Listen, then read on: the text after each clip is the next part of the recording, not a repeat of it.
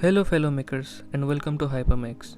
In this last part of the Ender 3 Pro to Voron Switchwire series, I will share some tips and visuals that will help you assemble the enclosure for your Ender Switchwire. This video will not be an in-depth tutorial for the assembly of the enclosure. Also, spoiler alert, assembling the enclosure was a total pain in the ass for me. The whole printer conversion was way easier than this, which indicates why the last part of the series is late by 2 weeks. Okay, so without any further ado, let's get started. First, let's prepare the printed parts by attaching the magnets in them. Check the fit of the magnets. If the fit is too tight, you will have to widen the holes with a 6 mm drill bit. You don't have to do it all the way, just at the starting point.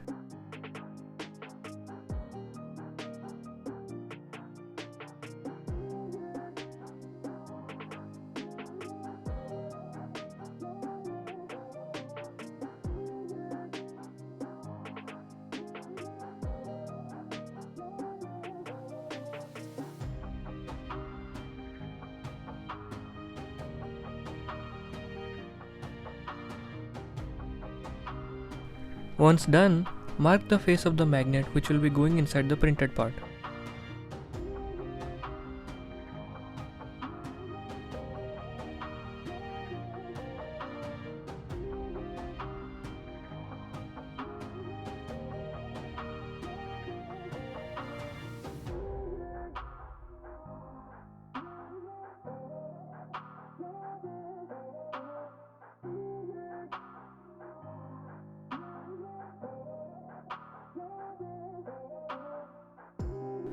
Press the magnet in place by hand and then with the use of a flat surface, make the magnet sit flush with the surface of the part.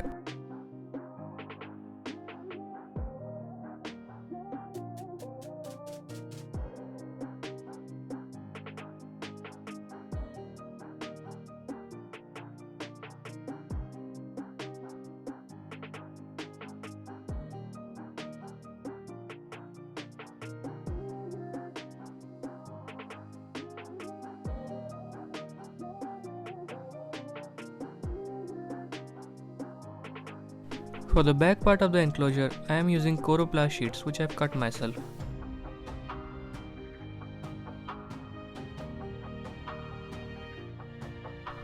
I have already marked the places where the printed corner brackets will be glued. I am saying glued because I was not able to source VHB tape, so instead I am using contact adhesive.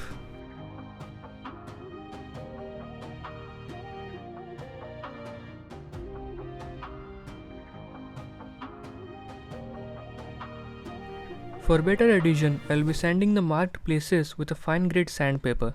I am using 120 grit sandpaper. Finishing the back panel first will help you make the enclosure easier.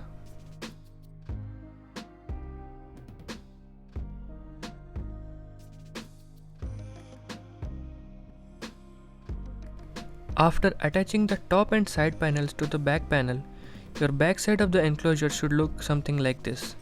As you can see, there is a bit of play in the panels which is absolutely fine and required for the assembly. It will be easier for you to attach it to the printer.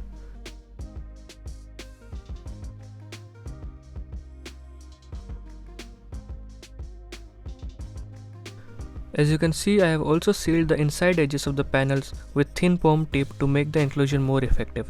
We want to maximize the amount of heat trapped inside it.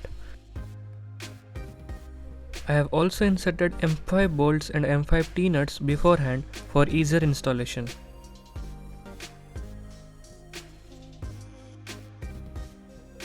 I have already prepared the front bottom panel. As you can see, it is attached to this printed part which has been already prepped with heat set inserts, bolts and magnets.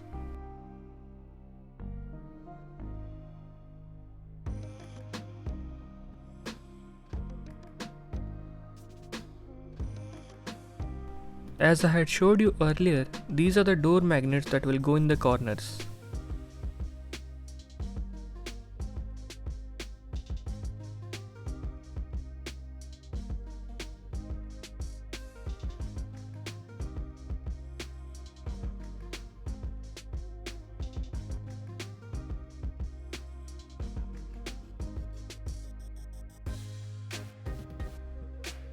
These brackets will go on the side of the base extrusions to hold the enclosure firmly with the printer.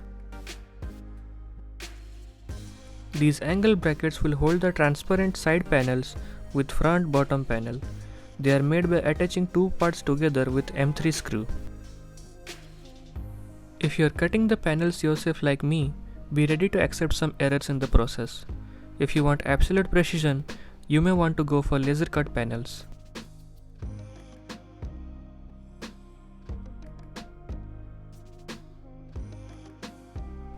Similarly, I marked and sanded the acrylic panels before gluing the parts to them.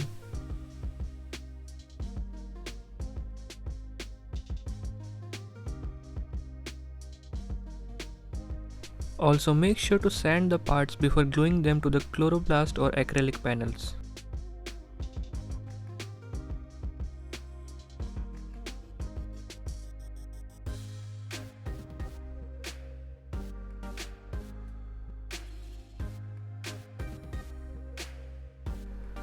For the LED lights, I have already soldered the wires to them. The length of the wires are not similar, so remember to measure them out before cutting them.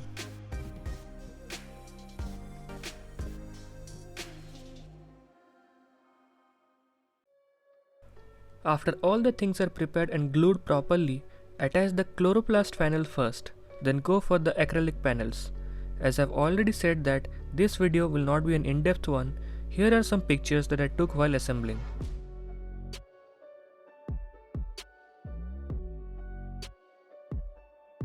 The fully assembled printer should look like this. Make sure you properly align the panels before assembling them.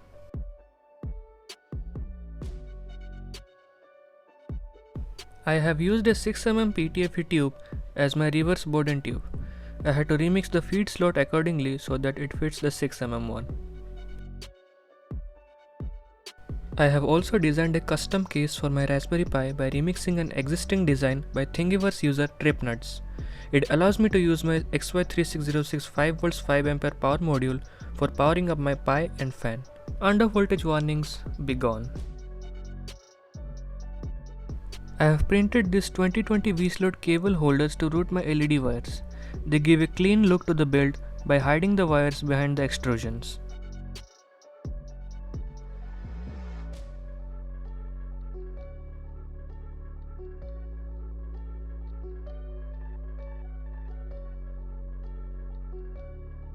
I will be providing the STL files on my GitHub page as earlier, so don't forget to check them out.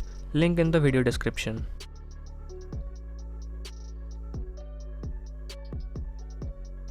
Let me turn on the lights and show you how it looks.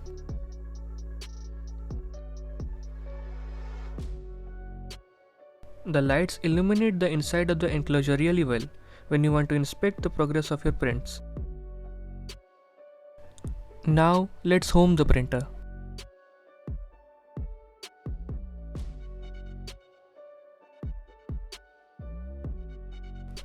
Finally, a huge shout out to my first ever supporter Robert TK Mendes for helping me buy a new Raspberry Pi for my 3D printer. With this, the Ender 3 Pro to Voron Switchwire series has come to an end. Hopefully you guys enjoyed and learned something new along the way. Feel free to comment your queries and questions in the comment section and I'll be more than happy to answer them. Also, if you liked the video, please consider subscribing as it helps growing my channel. Thanks for watching and see you in the next one.